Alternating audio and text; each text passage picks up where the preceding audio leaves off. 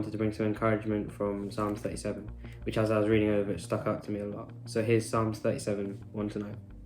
Do not fret because of evil men, or be envious of those who do wrong.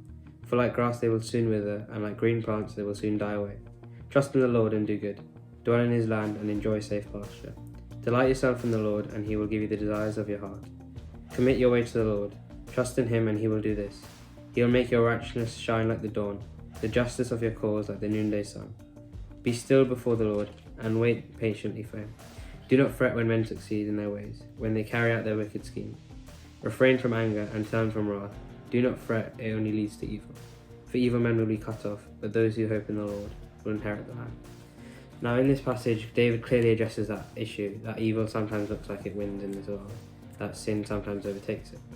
And instead of just dilly-dallying around the problem, he tells us to not be afraid. He says throughout this, do not fret, do not fret, do not fret. And for me, that was quite a big thing, with this fear has always been quite a big thing for me. And being afraid of what can happen in the future, especially.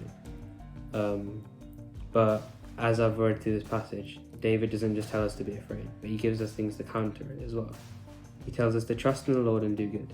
And he tells us to be patient before the Lord. So trusting in God, it means to give our worries and our issues to him and our situations. So for me, it would be like giving my future to him.